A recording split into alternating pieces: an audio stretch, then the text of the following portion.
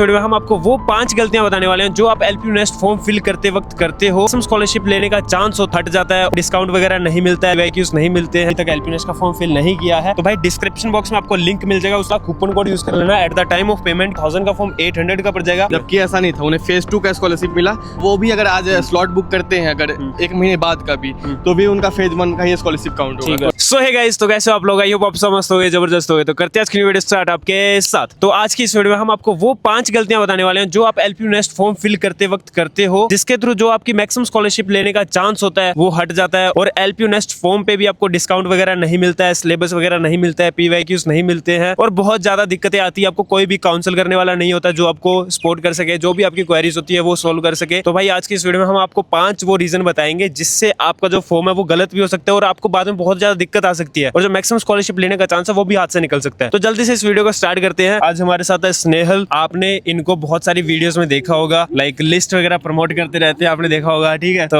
आज इनसे पूछने वाले हैं वो 5 रीजन क्या है। बाकी सबसे पहले मैं आपको बता दूं भाई, अगर आपने अभी तक एलपी नेस्ट का फॉर्म फिल नहीं किया है तो भाई डिस्क्रिप्शन बॉक्स में आपको लिंक मिल जाएगा, उस लिंक के थ्रू जाके अप्लाई कर देना और साथ में ये वाला कूपन कोड यूज कर लेना at the time of payment, क्योंकि इस कूपन कोड के जरिए आपको 1000 का फॉर्म 800 का पड़ जाएगा और साथ में आपको पीवाईक्यूज वगैरह वो सब मिल जाएगा इस कूपन कोड के जरिए। तो इसका यूज करना मत भूलना। और साथ में अगर आपको कोई भी क्वेरी होती है तो आप मेरे को इस नंबर पे कांटेक्ट कर सकते हो। बाकी अभी हम आपको 5 रीजन बताते हैं जिससे जो आपका एलपी नेस्ट फॉर्म है वो बहुत बेटर तरीके से फिल हो सकता है और आप जो भी बेनिफिट्स है वो ले सकते हो उस 5 रीजन को ध्यान में रखते हुए। तो भाई स्नेहल बताइए रीजन फर्स्ट क्या होता है कि क्या गलतियां करते हैं फ्रेशर्स एलपी नेस्ट का फॉर्म फिल करते टाइम? तो 3 साल पहले जब हमने एडमिशन लिया था तो हमारे काफी सारे फ्रेंड्स ने भी रजिस्टर किया था। तो कुछ ने क्या किया था, जैसे मान लो ये फेज 1 चल रहा है, हाँ। तो रजिस्टर करके रख दिया था, ठीक है, लेकिन उन्होंने पेमेंट नहीं किया था। हाँ, तो और जिसकी वजह से क्या हुआ था कि वो जब पेमेंट जब किया था तो तब तक फेज 2 आ गया था, तो उन्हें लगा था कि फेज 1 में रजिस्टर कर दिया है तो उन्हें फेज 1 का स्कॉलरशिप मिलेगा, जबकि ऐसा नहीं था, उन्हें फेज 2 का स्कॉलरशिप मिला। तो सबसे बड़ा गलती ये हुआ। ठीक है, तो अगर मैं इसको थोड़ा सा मतलब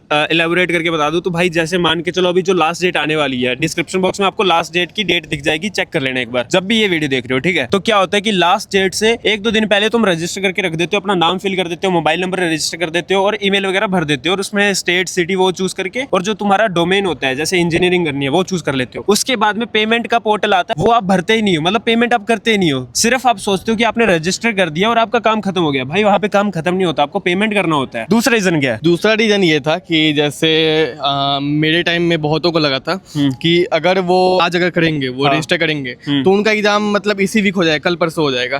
तो अगर उनका प्रिपरेशन नहीं है, अगर वो टाइम लेना चाहते 10-15 दिन का तो उन्हें नहीं मिल पाएगा। लेकिन ऐसा नहीं है, अगर वो आज रजिस्टर करते हैं, अगर आज पेमेंट करते हैं तो वो कल परसों कभी भी स्लॉट बुक कर सकते हैं और स्लॉट बुक में वो 15 दिन या फिर 20 दिन बाद कभी का भी डेट कर सकते हैं। तो अगर जिनका प्रिपरेशन नहीं भी है वो भी अगर आज स्लॉट बुक करते हैं अगर एक महीने बाद का भी तो भी उनका फेज 1 का ही स्कॉलरशिप काउंट होगा। तो एक ये गलती मतलब कि आपको लास्ट डेट से पहले जो फेज 1 की लास्ट डेट होती है उससे पहले आपको रजिस्टर कर देना, पेमेंट कर देनी है, आपका एप्लीकेशन नंबर आ जाएगा, उसके बाद में जाके एग्जाम का स्लॉट आता है, वहां पे जाके आपको एग्जाम स्लॉट बुक करना है, डेट और टाइम बुक करना है। उससे पहले जब आप रजिस्टर कर दोगे, पेमेंट कर दोगे तो आप फेज 1 में काउंट हो जाओगे। उसके बाद में अप्लाई करने के बाद में आप 10 से 15 दिन के बीच में आप अपना एग्जाम वगैरह दे सकते हो और उसको भी बाईपास कर सकते हो। उसके लिए भी हमने वीडियोस वगैरह बना रखी है, आप वो जाके चेक कर सकते हो। थर्ड रीजन ये था कि बहुत लोग जब एलपी नेस्ट का एग्जाम दिए थे तो बिना किसी प्रिपरेशन का दिए थे।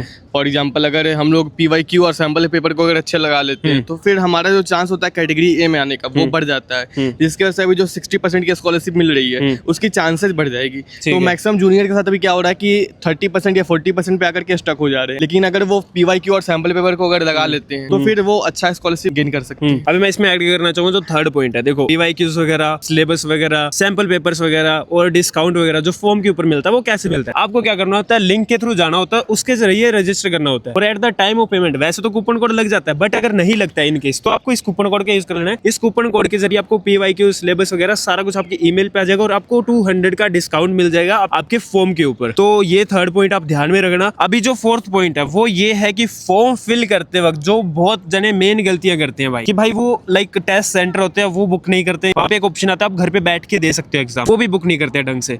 तो कभी जिनको एग्जाम देना होता है अपने घर पे बैठ के वो कर लेते हैं टेस्ट सेंटर, और जिनको एग्जाम देना होता है टेस्ट सेंटर जाके वो कर लेते हैं भाई घर पे बैठने वाला। वाला, और कईयों के पास लैपटॉप फोन वगैरह नहीं होते अच्छे खासे जिनसे वो अपने घर पे बैठ के एग्जाम दे सके। तो भाई आपको ये दो चीजें ध्यान में रखनी है कि अगर आपको सेंटर पे जाके टेस्ट देना है तो आपको टेस्ट सेंटर चूज करना है। वहाँ पे एक ऑप्शन हो रहेगा रिमोटली करके, वहाँ पे वो चूज कर लेना अगर आपको घर पे बैठ के देना है। अभी जो 5th पॉइंट है सबसे मेन भाई, अभी क्या होता है कि बहुत सारे बच्चे ना लिंक के थ्रू रजिस्टर कर लेते हैं, उसके बाद में पेमेंट करने जाते हैं और उसके दिमाग में आता है कि भाई कल करेंगे पेमेंट, और उसके बाद में उनके पास कोई काउंसलर का फोन आता है, किसी का भी फोन आता है, वो उनको बोलते हैं कि भाई जो आपने कूपन कोड लगाया रखा है वो एक्सपायर्ड हो चुका है, उसका यूज नहीं होने वाला, वो कूपन कोड रिमूव करके तुम पेमेंट कर दो। बट भाई जो ये कूपन कोड हम दे रहे हैं आपको, ये प्रॉपर ऑफिशियल कूपन कोड है, इसके जरिए कोई भी आपके साथ स्कैम नहीं होने वाला, क्योंकि आप एलपीयू की साइट पे जाके जब भी ये कूपन कोड अप्लाई करते हो तो आपको डिस्काउंट मिल जाता है। दूसरा, अगर आपको कोई भी बोलता है भाई ये कूपन कोड एक्सपायर्ड हो चुका है या फिर इसका यूज मत करो, मतलब कुछ हो जाएगा, ऐसा कुछ नहीं होने वाला, आपको इससे बहुत सारे बेनिफिट मिलने वाले हैं। तीसरा, अगर आपका कूपन कोड रिमूव हो जाता है, ठीक है, अगर आपको कोई बोले एक्सपायर्ड हो गया तो आपको इसको वापस जाके वहां पे अप्लाई कर देना, ये अप्लाई हो जाएगा, ऐसा नहीं है कि नहीं होने का, ठीक है। तो मेन यही है कि आपके पास कोई भी काउंसलर का फोन आए, आपको कूपन कोड रिमूव नहीं करना अगर आपको 200 का ऑफ चाहिए, ठीक है। अगर आप इसको रिमूव कर दोगे तो आपको 200 का ऑफ नहीं मिलेगा, और जो PYQ सैंपल पेपर्स वगैरह वो नहीं मिलने वाले। तो ये 5th गलती जो है ये मत करना। अगर आपको कोई भी दिक्कत आती है, इनकेस कुछ भी ऐसा आपको कोई बोला जाता है कि भाई आपका 1000 रुपीज का हम वेव आउट कर देंगे, ऑफ करवा देंगे, हम आपको 50% का ऑफ दे देंगे, तो भाई शायद वो आपके साथ फ्रॉड कर सकते हैं, उनके पास में मत जाना, ठीक है। तो आपको यही कूपन कोड यूज करना है, और अगर आपको कोई भी दिक्कत आती है तो आप मेरे को इस नंबर पे कांटेक्ट कर सकते हो। बाकी भाई आप क्या कहना चाहोगे, कब फॉर्म अप्लाई करना चाहिए, लाइक फेज 1 में करना चाहिए, फेज 2 में करना चाहिए, फेज 3 में करना चाहिए मैक्सिमम स्कॉलरशिप के लिए? देखो, अगर मतलब पैसा तो सबको बचाना रहता है, हाँ। तो फेज 1 में करना ही चाहिए। और अगर जो अमीर बाप के बेटे हैं जिनको उतना पैसे से मतलब नहीं है, तो भाई तुम जुलाई क्लास में भी एडमिशन ले लो, तुम्हें क्या ही फर्क पड़ने वाला है, फिर तुम तो पैसे तुम्हारे दो अमीर बाप के बेटे। 10-20% की स्कॉलरशिप तो मिल ही जाएगी उतना उस टाइम, और वो भी तुम्हें नहीं लेना है तो फिर लास्ट में आगे कर लो, उस टाइम स्कॉलरशिप्स नहीं होती है। बट अगर आपको मैक्सिमम स्कॉलरशिप के साथ एडमिशन लेना तो भाई लास्ट डेट से पहले अप्लाई कर देना। लास्ट डेट डिस्क्रिप्शन बॉक्स में आपको मिल जाएगी, फर्स्ट लाइन में मैंने लास्ट डेट मेंशन की हुई है, ताकि एक बार चेकआउट कर लेना। और जब भी देख रहे हो भाई, कभी भी देख रहे हो, बस जाके लास्ट डेट चेकआउट कर लेना, ताकि आपके जो एलपीयू नेस्ट की जो अपॉर्चुनिटी है मैक्सिमम स्कॉलरशिप ग्रैब करने की, फॉर्म को फिल करने की, वो आप मिस ना कर दो। बाकी भाई आज की वीडियो में इतना ही, हमने आपको 5 पॉइंट बताए, बस इनको ध्यान में रखना। अब अपन मिलते हैं नेक्स्ट वीडियो में, तब तक के लिए tata bye bye, thanks for watching,